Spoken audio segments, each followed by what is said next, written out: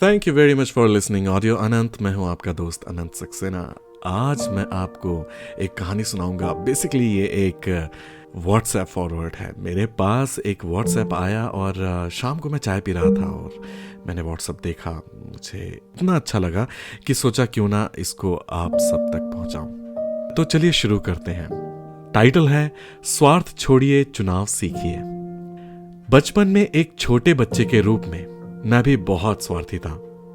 मेरा प्रयास होता था कि सर्वश्रेष्ठ चुनूं, सबसे अच्छा।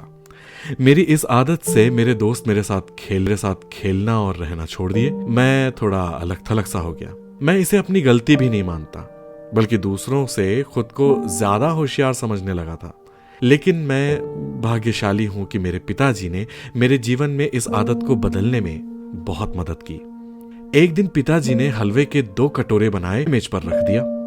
एक कटोरे के ऊपर 2 बादाम थे, जबकि दूसरे कटोरे में हलवे के ऊपर कुछ भी नहीं था। फिर उन्होंने मुझे हलवे का कोई एक कटोरा चुनने के लिए कहा।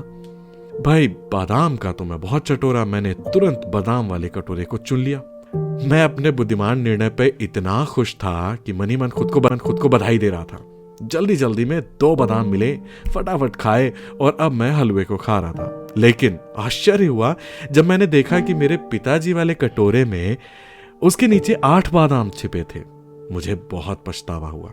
मैंने अपने जल्दबाजी के निर्णय करने के लिए खुद को डांटा। मेरे पिताजी मुस्कुराए और मुझे सिखाया कि आंखें जो देखती हैं वो हरदम सच नहीं होता।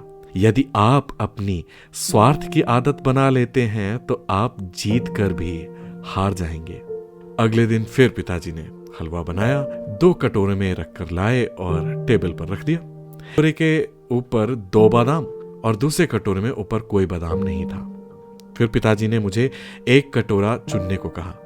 इस बार मुझे कल का संदेश याद आया और मैं बिना बादाम वाली कटोरी को चुन बैठा। पर इस बार आश्चर्य करने के लिए मेरे पास कुछ नहीं था, क्योंकि इस बार इस कटोरे में हलवे के नीचे एक भी बादाम नहीं छिपा था। फिर से पिताजी ने मुस्कुराते हुए कहा, आपको हमेशा सिर्फ अनुभवों पर भरोसा नहीं करना चाहिए, क्योंकि कभी कभी जीवन में आपको ऐसा धोखा मिल सकता है या आप पर कोई चालें खेल सकता है। इसलिए स्थितियों से कभी भी ज्यादा दुखी होने की जरूरत नहीं। बस अनुभव को एक सबक के रूप में समझें, जो किसी भी पाठ्य पुस्तक में आपकी पढ़ाई लिखाई से प्राप्त नहीं होता। तीसरे दिन फिर पिताजी ने हलवे के 2 कटोरे सरकाए और पहले दूसरे दिन की तरह एक कटोरे को चुनने को कहा। लेकिन इस बार मैंने पिताजी से कहा, पिताजी, आप घर में बड़े हैं, आपका योगदान घर में ज्यादा है। घर के मुखिया के नाते पहले आप चुनाव करें। आप जो निर्णय लेंगे वो मेरे लिए भी अच्छा होगा। पिताजी मेरी इस बात से बहुत खुश हुए। उन्होंने शीर्ष पर लगे 2 बादाम के साथ कटोरे को चुना। लेकिन जैसा कि मैंने अपने कटोरे का हलवा खाया, कटोरे के हलवे के एकदम नीचे 4 बादाम मिले।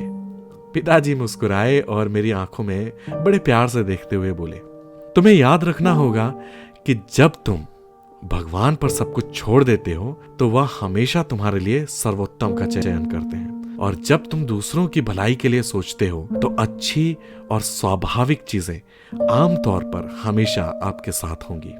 तो इस पूरी कहानी से शिक्षा क्या मिली? यही कि परोपकारी बने, बड़ों का सम्मान करते हुए उन्हें पहले मौका और स्थान दें। बड़ों का आदर सम्मान करोगे तो कभी भी खाली हाथ नहीं लौटोगे। अनुभव, दृष्टि, ज्ञान और विवेक का सामंजस्य ही सार्थक जीवन है।